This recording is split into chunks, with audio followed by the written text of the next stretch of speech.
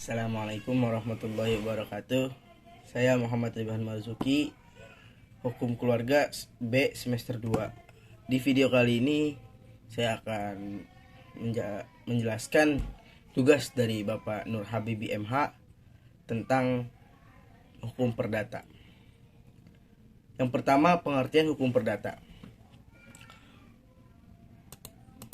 Menurut Prof. Subki dalam bukunya Pokok-pokok hukum perdata dalam arti luas adalah meliputi semua hukum pokok uang mengatur kepentingan perseorangan. Sementara Prof. Dr.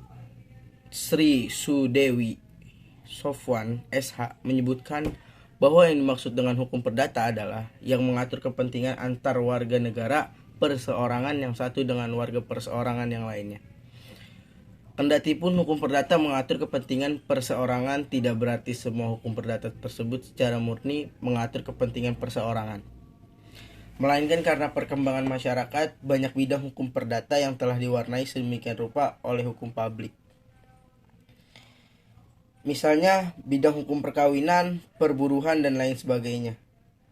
Perkataan hukum perdata ada kalanya dipakai dalam arti sempit, sebagai lawan dari hukum dagang, seperti dalam pasal 102 Undang-Undang Dasar. Sementara yang menitahkan pembukaan atau kodifikasi hukum di negeri kita ini terhadap hukum perdata dan hukum dagang, hukum pidana sipil dan hukum pidana militer, hukum acara perdata, acara pidana, dan susunan kekuasaan pengadilan. Salah satu ciri sistem hukum Eropa kontinental adalah dikodifikasikan atau disusunnya suatu norma hukum secara sistematis dalam suatu kitab peraturan perundang-undangan. Ciri tersebut tercermin dalam kitab Undang-Undang Hukum Perdata yang mengatur norma hukum perdata secara sistematis yang terdiri dari 4 buku. Buku ke-1 berjudul tentang orang, buku kedua berjudul tentang kebendaan, buku ketiga berjudul tentang perikatan, dan buku keempat tentang pembuktian dan daluarsa. Sistematika tersebut berbeda dengan yang dianut oleh para ahli hukum. Yang berikutnya yang kedua, sistematika hukum perdata. Hukum perdata menurut ilmu pengetahuan hukum sekarang ini dibagi menjadi 4 bagian. Yaitu yang pertama, A. Tentang diri seorang atau hukum perseorangan. Yang kedua tentang hukum kekeluargaan. Yang ketiga tentang kekayaan terbagi atas hukum kekayaan yang absolut, hukum kekayaan yang relatif. Yang terakhir adalah waris. Penjelasannya, yang pertama, A. Hukum perseorangan memuat peraturan tentang manusia sebagai subjek hukum. Peraturan perihal percakapan untuk memiliki hak dan percakapan untuk bertindak sendiri. Melaksanakan hak-haknya untuk serta yang mempengaruhi kecakapan.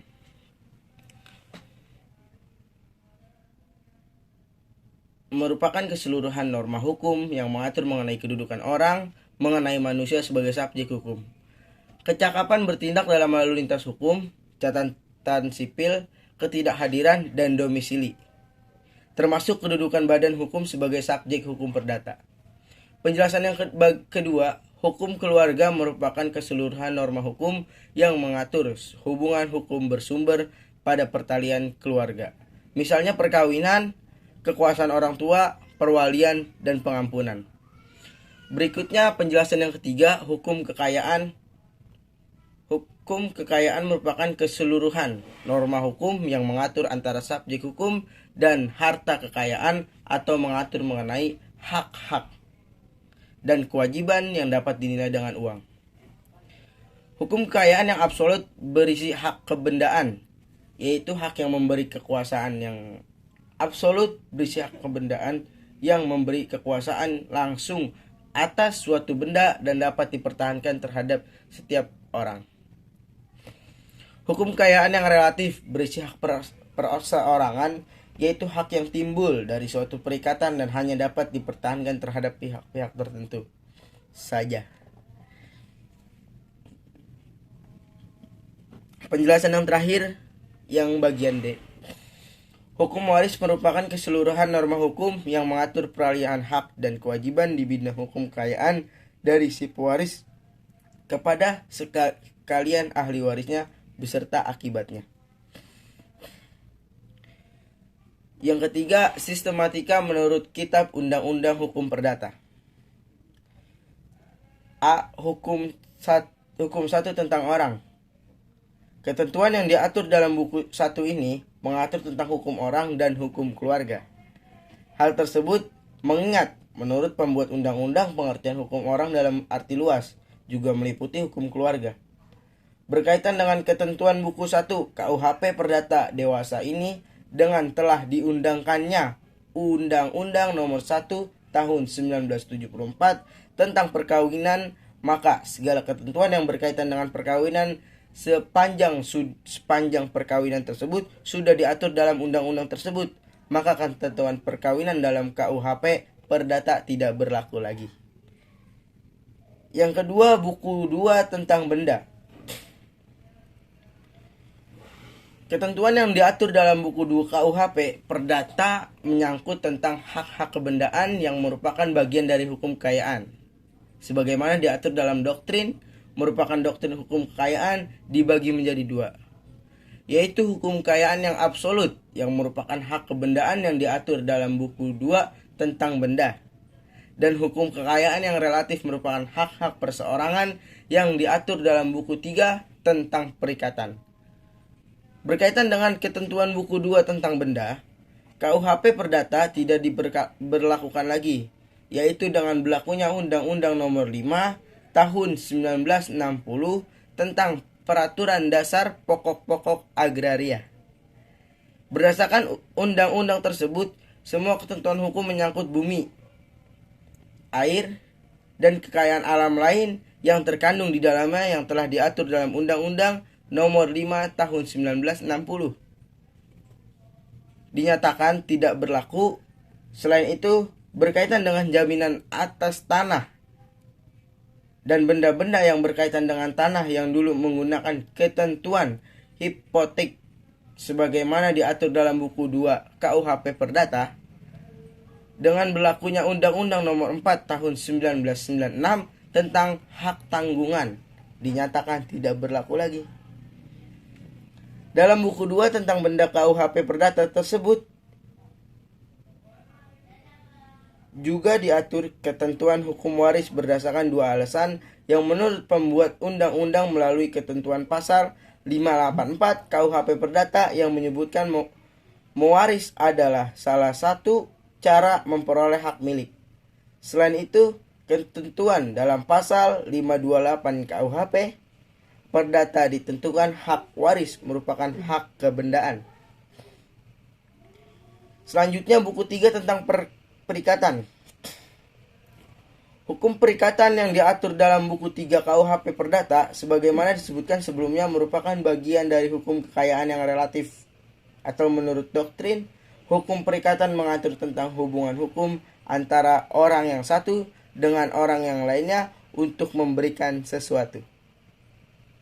Berbuat sesuatu atau tidak berbuat dalam ruang lingkup hukum kekayaan yang bersumber dari undang-undang maupun perjanjian, khusus tentang hukum perjanjian berlaku atas kebebasan berkontrak atau freedom of contract. Dalam hal ini, setiap pihak diperbolehkan mengatur sendiri perjanjian yang mengikat di antara mereka, bahkan boleh menyimpangi ketentuan yang berlaku dalam KUHP Perdata. Selanjutnya, buku 4 tentang pembuktian dan daluarsa.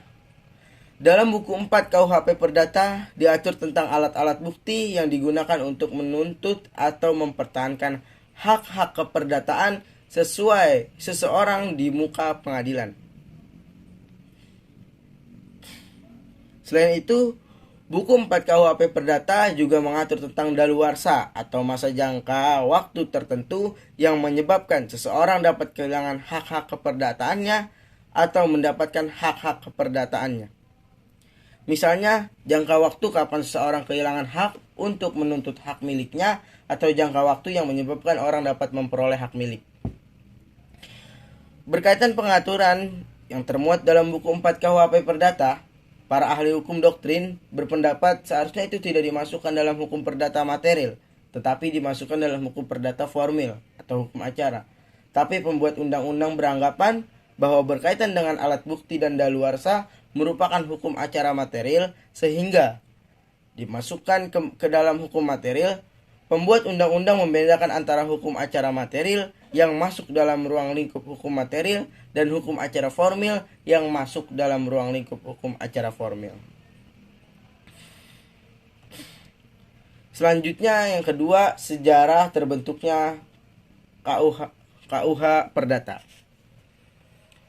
Keberlakuan dan keberadaan hukum perdata di Indonesia sebenarnya tidak terlepas dari sejarah bangsa Indonesia. Sebelum bangsa penjajah atau kolonial Belanda masuk ke Indonesia, bangsa Indonesia yang ketika itu terdiri dari kerajaan besar dan kecil telah memiliki sistem hukumnya sendiri-sendiri. Sistem hukum tersebut dikenal dengan hukum adat yang umumnya berupa hukum tidak tertulis. Dan bagi golongan pribumi yaitu orang-orang Indonesia asli yang beragama Kristen berlaku hukum adat, sementara dalam hal dikehendaki golongan pribumi tersebut dapat menundukkan diri kepada KUHP Perdata berdasarkan Stat Blad 1917 nomor 12 pada masa pemerintahan Jepang. KUHP Perdata tetap berlaku. Hal tersebut dimungkinkan atas dasar ketentuan Undang-Undang Nomor 1 Tahun 1842. Karena ketentuan KUHP Perdata tersebut tidak bertentangan dengan pemerintahan bala tentara Jepang. Sekian tugas hukum perdata dari saya. Mohon maaf. Wassalamualaikum warahmatullahi wabarakatuh.